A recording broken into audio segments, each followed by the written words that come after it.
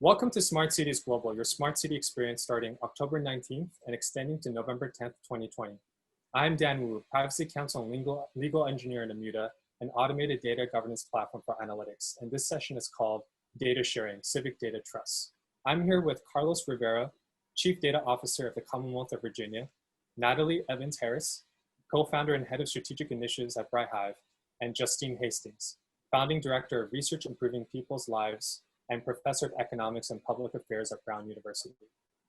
Could all the panelists sort of share a little bit more about themselves? Carlos, do you want to start? Sure. Thank you, Dan. So yes, as Dan mentioned, my name is Carlos Rivera. I am currently the Chief Data Officer for the Commonwealth of Virginia. Prior to this appointment, I was the Chief Data Officer and Chief Enterprise Architect for the Federal Transit Administration at the U.S. Department of Transportation. And prior to that, I was a physical scientist for NOAA Fisheries for about 15 years. Natalie?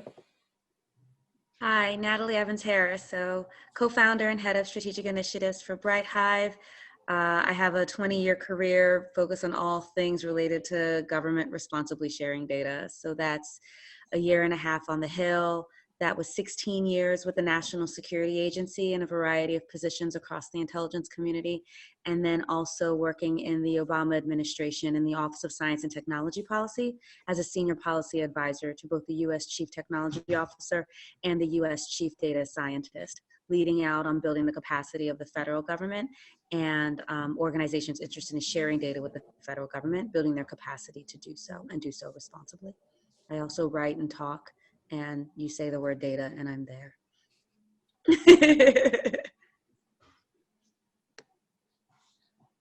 Hi, I'm Justine Hastings. I am the founding director of Research Improving People's Lives, Ripple, which is a nonprofit tech for social impact company.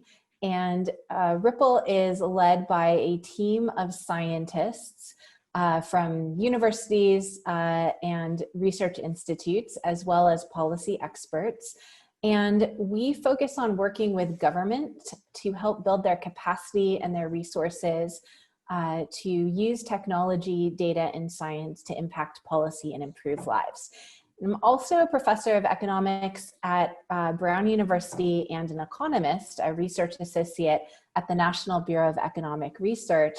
And I started Ripple along with several of my colleagues because we really saw a need for bringing technology, science, and policy together in a way that policymakers could have access to and use scientific grade insights to improve policy, and scientists could work with technology and policymakers so that their science was delivered at the speed policymakers need in order to make a difference. So really bringing this cross-sector group together so that we can solve problems with the best possible approaches, but at speed and scale so that they truly have measurable impact.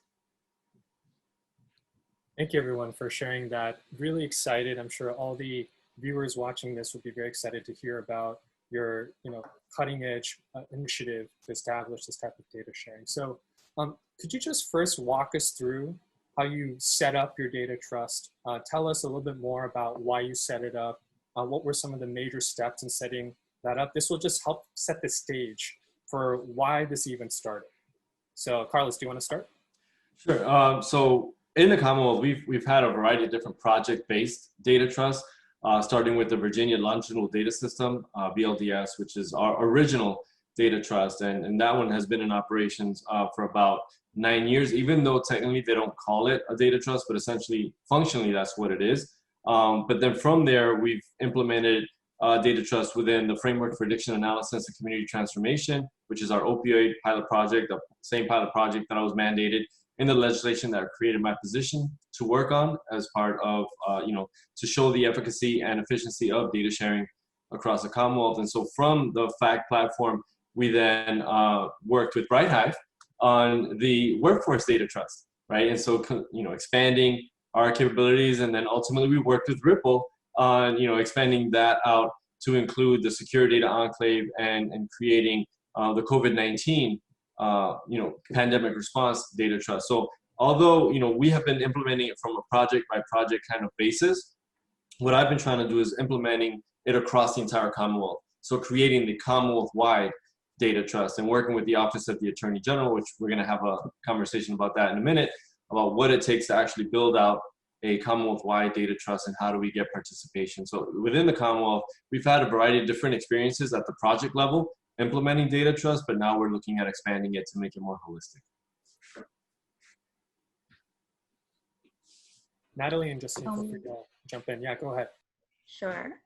So Bright Hive has a philosophy that in order for data trust and data collaboratives to be successful, it requires bringing together not just the technical components, not just the legal components through your governance, but also building the capacity of the people to be able to share and collaborate around data. So where we always start when we're developing data trust is really looking at what is the use case? What is the purpose of your collaboration and what are your intentions and goals? And so we spend a good amount of time thinking about why do you want to share data and who are the right people to bring to the table so that you have as equitable a solution as possible. And then through that discovery and through those conversations, we can then begin to look at the technical details of what data is available. How can we connect that data? How do we protect it? How do we make it available? And how do we make it available in a usable fashion? So that's the technical infrastructure piece that we examine. And as Carlos can attest to, we also spend a tremendous amount of time on the governance. So how are you going to use that data? How do you make sure that everybody's equities as they bring them to the table are protected and aligned to meet the use case in a way where resources can be shared and shared responsibly? So we really have to bring all three of those pieces together. And if you love what we do, and if it meets your needs, then you have a collaborative, you have a trust that is driven by outcomes. And you know its value because you can see the outcomes on the other side. And then we provide a platform for managing that data trust, because what we want to make sure is that what we put in place and what you have is sustainable beyond just the initial use case that you have. So we love to hear things from Carlos, like we started with workforce and now we're adding X, Y, and Z data, and we've brought in Ripple, and we're doing all of these things so that what we want to see is statewide, being able to collaborate and use data in holistic and consistent fashions.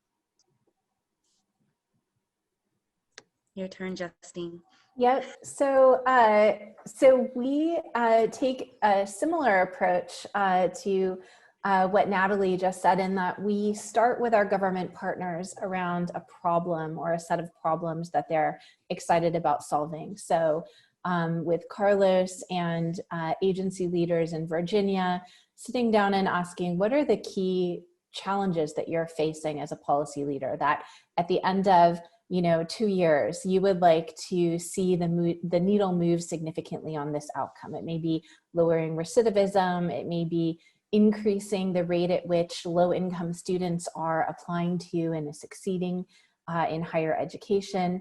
It could be getting pandemic unemployment insurance claims to people in need in a crisis that nobody has ever experienced before.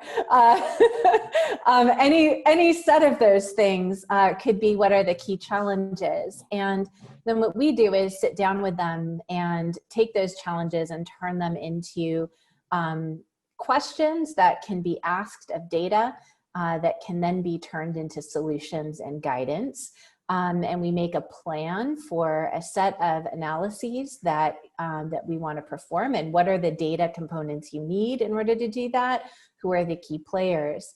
And then we essentially deploy for our state and local partners a secure data enclave, as Carlos mentioned. This is a secure system that runs in AWS. It has many different components to it that are separable, so we can meet states where they are in their technology journey. With Carlos at the helm, Virginia is actually quite far along, so we were able to deploy a light version, which was deployed in 2 weeks. It essentially allows 8 member agencies to host data securely in a FedRAMP secure system. We have a pipeline, an automated pipeline that takes unwieldy raw backend data and does an identity management. Basically, it is going to identity resolution, it's going to figure out kind of who are the same people in each data set, remove identifiers and replace them with anonymous identifiers for security. And then in the system, it's going to take those data and transform them into super useful formats.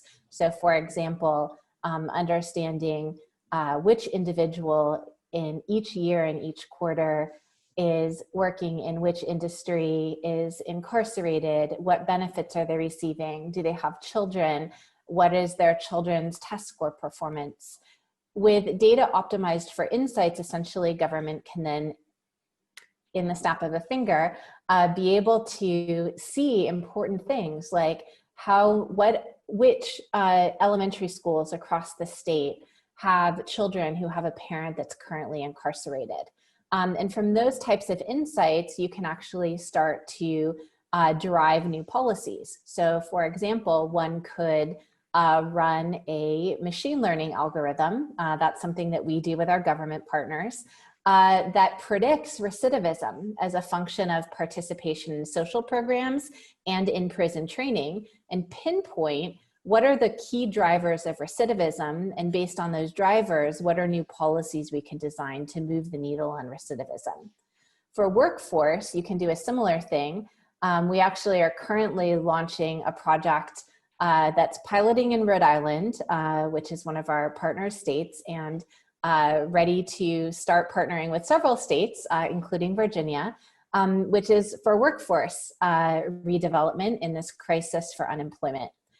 Essentially, it's a recommendation engine that can identify, based on everybody's data, for any one individual, what are likely new in-demand careers they're going to be successful at, and automatically match them with training programs that in the data are proven to be successful, and job openings for those, for that new career. So essentially, we like to call it the Netflix of careers. It's taking everybody's data and helping each individual weed their way through all of the information to find that new career that's going to get them back on their feet for success. Thank you, everyone, for sharing. These are phenomenal stories and use cases. For those watching, these are just really, really big projects. These are not easy projects. And furthermore, to actually use this data to solve such critical problems in innovative ways is no small feat. And that needs to be highlighted through these stories. And on that point about challenges, I'd like to talk a little bit more about some of the challenges you faced and how you overcame them. One often cited challenge around data sharing more generally, and in particular, it is applicable to data trust, is the challenge of navigating working with legal and compliance and governance departments. There are a lot of important regulations, for instance, with healthcare data or just personal data more generally, where people are afraid of the re-identification risks of sharing both direct and indirect signifiers.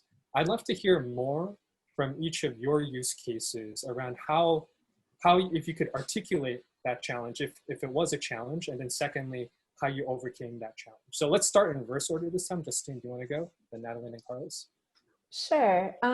So for when we were first, prototyping Ripple and the secure data enclave and the linked administrative data, we call it a research data lake. When we were first prototyping this concept, and through my research with government partners over, my very long career, I'm getting old, I don't say how many years, over many years.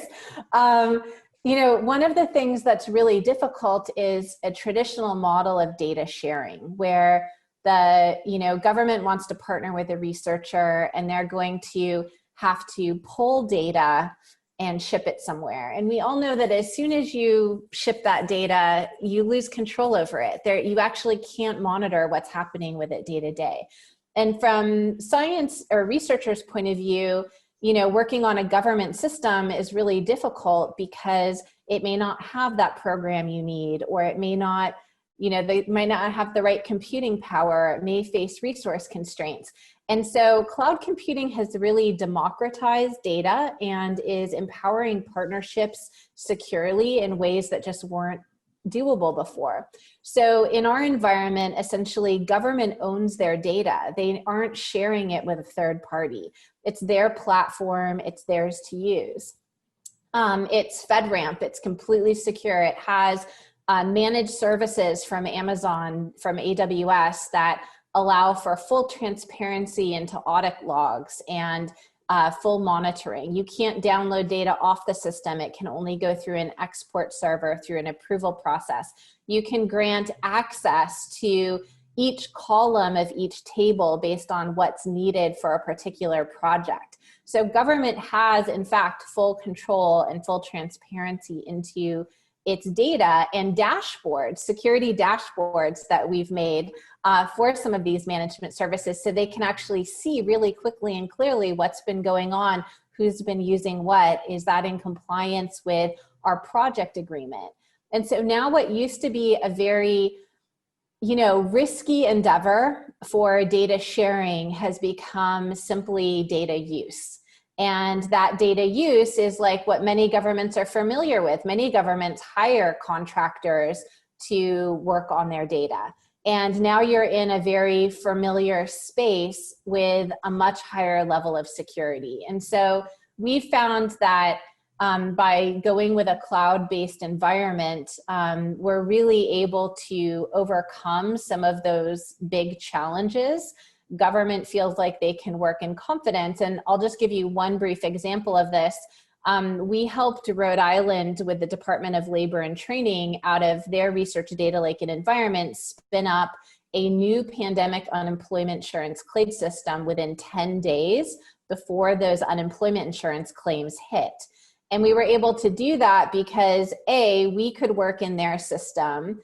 B, it's a secure enclave, so you can launch a new web app form out of it and be ensured that all of the data are safe. And C, because it was the government's platform, we were able to get approval to collect data onto it immediately. If we had had to do that into somebody else's platform like Qualtrics or you name it, it would have taken forever and we wouldn't have been able to get the approval. And then finally, D, because it was government's platform and on the cloud, we were able to open up a sub-environment for Department of Revenue, and they were able to have their own space that they owned there where they could safely put revenue data without disclosing it to even any other agency in Rhode Island. And the labor and training sub-environment through an API could query against that revenue data to verify earnings in order to pay claims. And that would not have been possible with traditional physical systems. So we were able to keep all of that security in place and actually accomplish the type of integrated analysis needed to deliver policy that works seamlessly to people in need. Yeah, so similar slightly to Justine, all of the things around the cloud, democratizing data has made it a lot easier to be able to share and treat data more around culture and less around treating it like a transaction. So it's less about how do you get copies of data all into the same place and protect it and worry about that chain of custody. And it's much more about how do you maintain ownership and equity of the data that's being shared and in what way. So in each of our collaboratives that we put together, there's always a named trustee. And because it's often we're working with governments that want to be able to share and collaborate with non-government entities, what we tend to see is that the government organization becomes the trustee of the collaborative, so that it's the government receiving data from non-government folks, say training providers, and being able to then integrate, create the shared resource, and then share it out. We use APIs to share out because we believe that you can connect to anybody's dashboard and anybody's application that you want to be able to review and use the data. We provide as the infrastructure that allows for the shares to be made available without putting the original data at risk. So I would say +1 to everything Justine just said around leveraging cloud, We do things both with and without FedRAMP, so we've had to work in both environments. But where we really sit is that there's a named trustee who owns manages the governance process for everybody. The governance process allows everybody to come as they are, and if you're not happy, leave as you are, and the trust continues to exist. And then the shared resource becomes available that really is about allowing everybody in the coalition to work from the same set of data and the shared resource. So very rarely do people have to bring people's private information into the conversation. It's really about that anonymized data. So on our side, it's all of those again, like Natalie said, +1. But when we talk about HIPAA, when we talk about FERPA, we talk about 42 CFR. You're also talking about people's interpretation of those laws and regulations, right?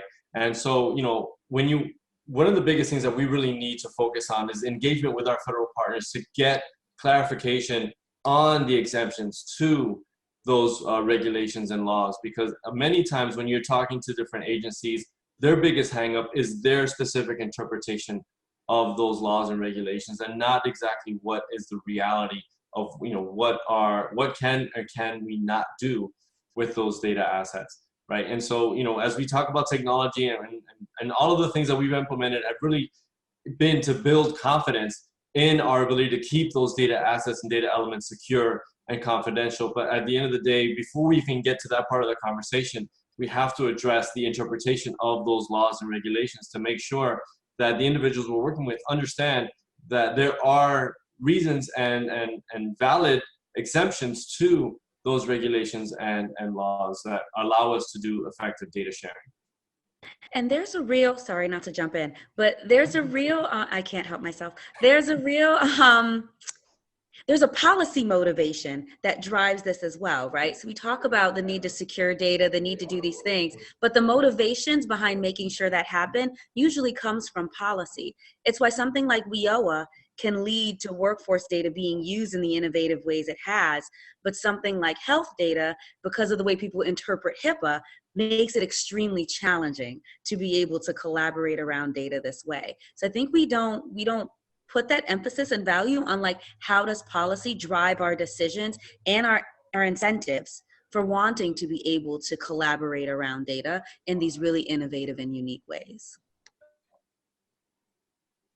That's fantastic. Could you provide, like, so for the listeners, to this panel, what is the question that they should be asking themselves if they want to start using that data in an innovative way? They may be facing, Carlos, to your point, they may be facing internal interpretations that may not be conducive necessarily to the purposes.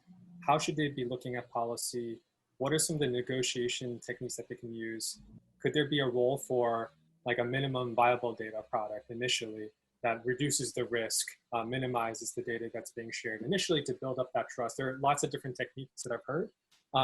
Perhaps, and Justine, feel free to chime in as well. Perhaps you can provide an example where this happened. How did the policy guidance and that negotiation and interpretation, how did that happen? What worked, what didn't work? Is that, you want me to start? Yeah, Natalie or Carlos. Yeah, that works. I thought he said Carlos. I heard Natalie. So I think the example I could give, especially particular to WIOA, is that many states, all states, have to be WIOA compliant. So they already have to collect data from training providers in order to be able to receive grants from Department of Labor, to be able to issue those grants to individuals to get training. And they have to collect this data anyway. And so what we were learning is that the motivation to share was because they needed to, training providers wanted the grants, states wanted to be able to issue the grants. So the incentive was there to make sure we do this. The pain point we found was that they were literally calling people for data collection. It was literally training providers calling people up to say, do you make more money because of our training, X, Y, and Z? And the data by the time it got to the state was months or years old, and we won't even talk about the quality of the data that was actually delivered.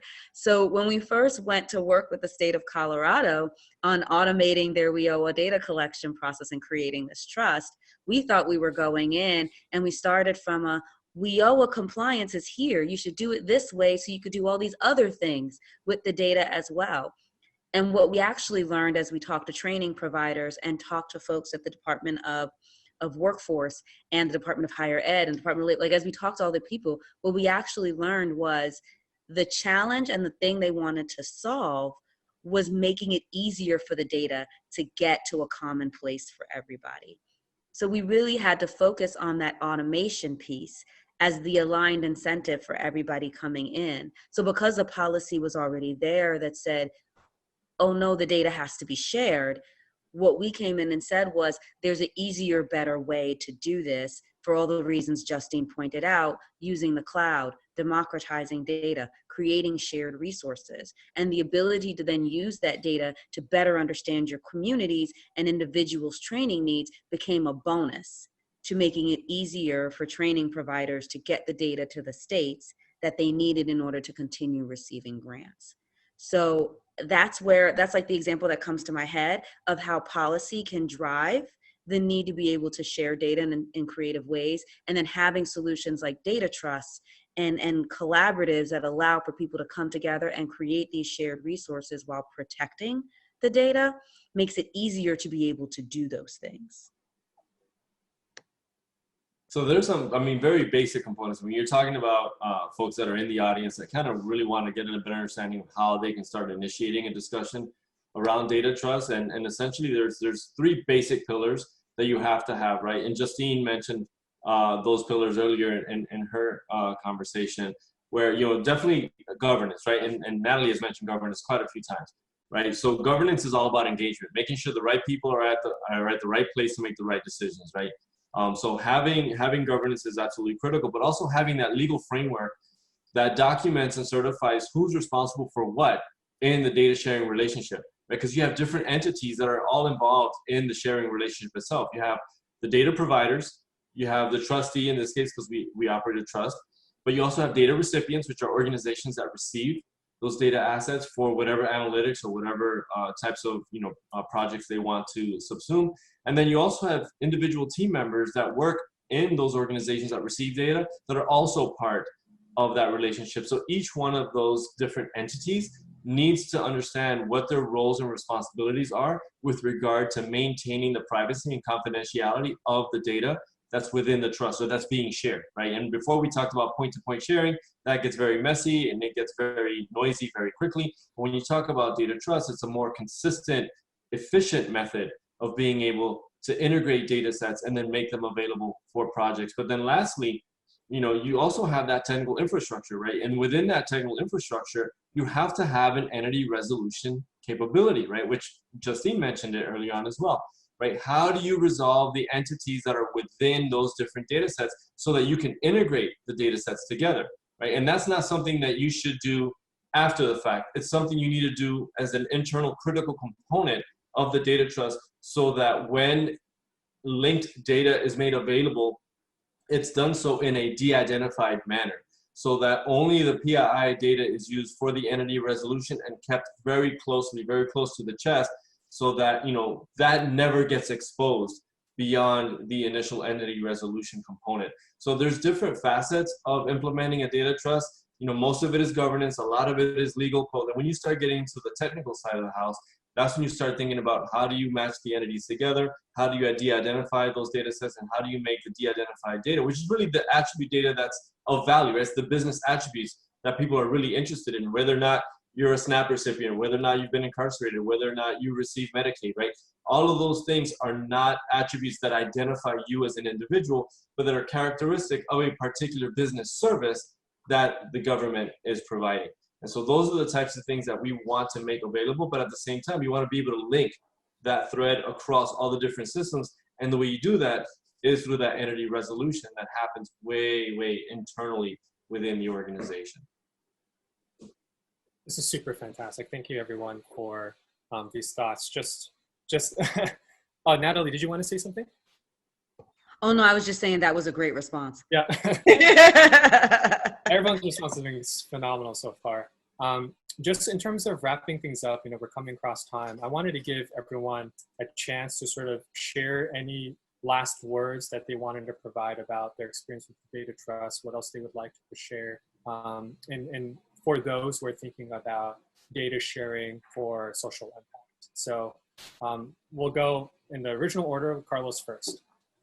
Oh, well, I would like to have Justine go first because we kind of left her out of the previous conversation, so I want to give her some opportunity to talk. You're totally right, Justine.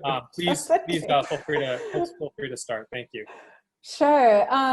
So what would I leave folks with? I think I would probably say, maybe just picking up on the last conversation, and plus one to everything that Natalie and Carlos said, is that I think it's easier than you might think. And I think it's more important than you might think. And so for both of those, what are the problems that you need to solve? There are so many of them. If we just thought about closing the achievement gap, or equal opportunity, or reducing recidivism, or just helping people get back to work, there are so many problems right now. And maybe don't let a good crisis go to waste. Who are your colleagues? Can the three agencies get together and say, we all know we want to answer the same set of questions, or we all know we can benefit from each other's data? Let's put our heads together and get this done. And, reach out to Ripple. We have great people who would be happy to help. Bright Hive is one of our partners as well. We work a lot together. We'd be happy to help them get started. But just one thing that is always a result that I'm amazingly, two quick things that are on you might learn more than you think. One of the insights that we drove with Rhode Island was essentially that a small investment in the hospital for at-risk babies, very low birth weight babies, we were able to show with linked data it costs $4,000. It causes $68,000 in savings in social program spending for that child by the time they're 14. It closes 2/3 of the minority achievement gap in test scores for that child, 3rd through 8th grade. And it results in a 17 percentage point increase in college going for that child by the time they're going to college. So, there are so many policies that are unevaluated, and so many policies we can come up with. Another one, just very quickly, a nudge program, a chatbot that you can run from your own data enclave securely, that actually is tremendously powerful at keeping low-income kids on track for college, and even more powerful now in this day of remote learning, right? In this age of remote learning. These are all things that you can actually do, and that your teams can learn alongside of bringing folks in to help you build these trusts. So it's easier than you think.